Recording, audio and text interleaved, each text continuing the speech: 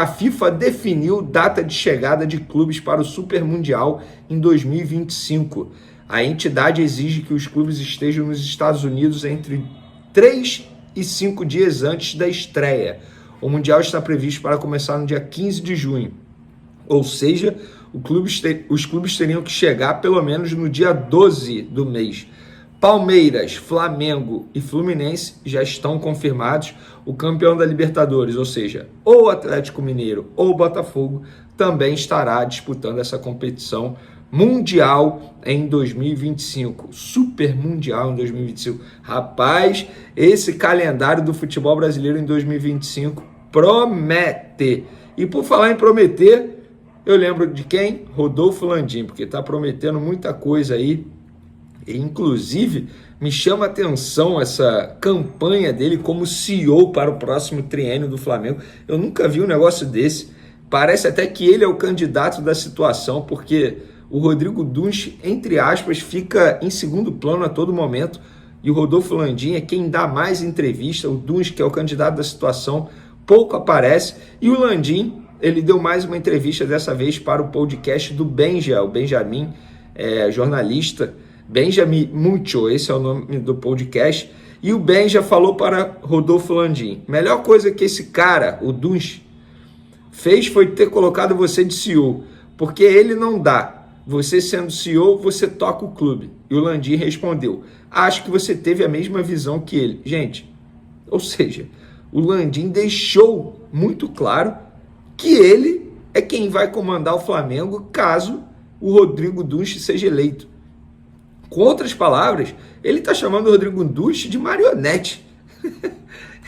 Gente, isso é inacreditável. Eu não sei, com essa declaração, se ele acha que isso vai ser bom, que isso vai ser ruim. Eu acho que ele está pensando que vai ser bom. Porque se você for olhar aí, a divulgação do material da chapa é sempre o Rodolfo Landim em primeiro plano e o Rodrigo Dunche em segundo plano. Pouco se fala quem vai ser o VP, o vice-presidente geral dessa chapa. Gente, tá um negócio inacreditável. Eu quero a opinião de vocês. O que vocês acharam dessa declaração do Landim, praticamente confirmando que é ele que vai comandar o clube caso o Rodrigo Dunche ganhe? Pelo menos foi o que ele deixou a entender nessa declaração. Pode comentar à vontade aí.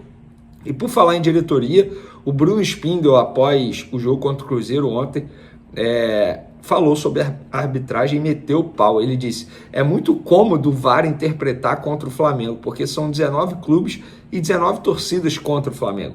Sempre fica fácil de interpretar contra o Flamengo. Não tem pressão nenhuma. Quando é ao contrário, a pressão é muito grande, 19 clubes. Essa é a nossa preocupação para a final da Copa do Brasil. Que a linha de interpretação do VAR seja muito clara, o que não é. E, gente, o gol do Alcaraz, assim, é porque é difícil eu opinar, porque eu não tenho 100% do conhecimento da regra, da arbitragem, mas me chama muita atenção o fato do árbitro não ter sido chamado para analisar o lance, que o lance tenha sido decidido pelos próprios árbitros do VAR. O árbitro de campo, ele deveria analisar o lance também para ele decidir, até porque é ele que tem a palavra final. Inclusive foi um golaço do Alcaraz. E falando rapidamente desse jogo aí, o Alcaraz para mim foi o melhor em campo. Gostei demais do Bruno Henrique também. Existia a dúvida de como ele iria reagir em campo após essa semana turbulenta que ele está tendo fora das quatro linhas. Gostei do Alcaraz, gostei do Bruno Henrique, gostei do Fabrício Bruno, embora tenha começado mal, mas depois ele se encaixou. Gostei do Davi Luiz, obviamente, fazendo seu 7º gol de falta na carreira. Ele sempre tentou. Gostei demais. Você pode até criticar individualmente alguns atletas, como o Alan, que novamente jogou mal, o Ayrton Lucas, que jogou muito mal novamente, mas o coletivo do Flamengo ontem foi muito bem em campo. O Felipe Luiz está fazendo o time jogar, independentemente se é time reserva ou titular. Inclusive, eu tenho uma opinião que para muitos pode ser polêmica. O time reserva do Felipe Luiz é melhor treinado do que o time titular do Tite. Os jogadores sabem mais o que fazer dentro de campo. Jogada trabalhada, transição rápida, correm certo. A equipe do Tite corria errado e era por isso que eles se desgastavam muito. Então, eu tenho que só elogiar o trabalho do Felipe Luiz até o momento. O torcedor rubro-negro que reclamou antes e durante o jogo é um tremendo de um rabugento, chato demais. Chato demais. porque não tem como reclamar. Primeiro que o Felipe Luiz acertou em poupar e botar o time em reserva. Segundo que dentro de campo o time do Flamengo, mesmo sendo reserva e com alguns jogadores muito abaixo tecnicamente, repito, Alan e Ayrton Lucas, e o Gonzalo Plata também, em alguns momentos, mostrando que toma decisões muito erradas, mas mesmo assim o Flamengo coletivamente bateu de frente com o Cruzeiro, que tem um timaço. Tudo bem, está passando por uma fase terrível, mas isso não desvaloriza a vitória do Flamengo fora de casa e com um time praticamente em reserva.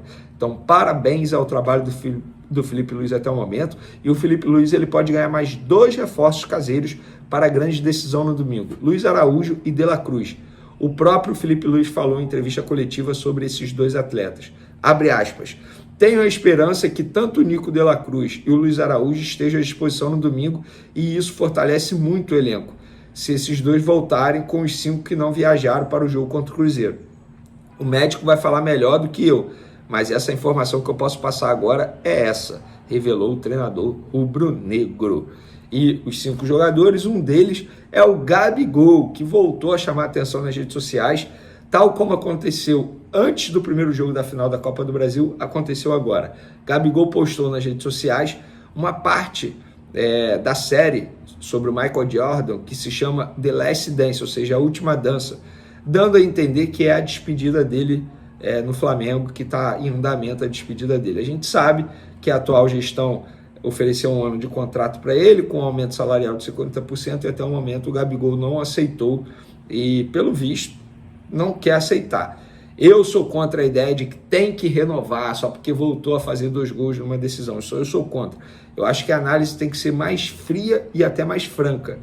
O Gabigol, ele não joga bola há muito tempo, 2 anos. Tudo bem, fez esses 2 gols extremamente importantes, mas ninguém nunca disse, aqui ou em qualquer outro lugar, que o jogador não é decisivo. Ele é decisivo. A questão é que dentro de campo ele não está conseguindo entregar aquilo que se esperava. Acho até que com o Tite ele foi, entre aspas, sabotado, porque ele poderia ter tido mais oportunidades e acabou não tendo, mas de fato o Gabigol deixa muito a desejar nessa temporada, e por vários motivos, e sendo que desses motivos, alguns por conta dele. Ele que botou a camisa do Corinthians quando não deveria colocar, ele que não quis fazer um exame antidoping quando deveria ter feito, por conta disso acabou causando problema para ele e para o Flamengo também. Então, não adianta passar a mão na cabeça do atleta, é torcer para ele de fato resolver dentro de campo, e o que tiver que ser feito será.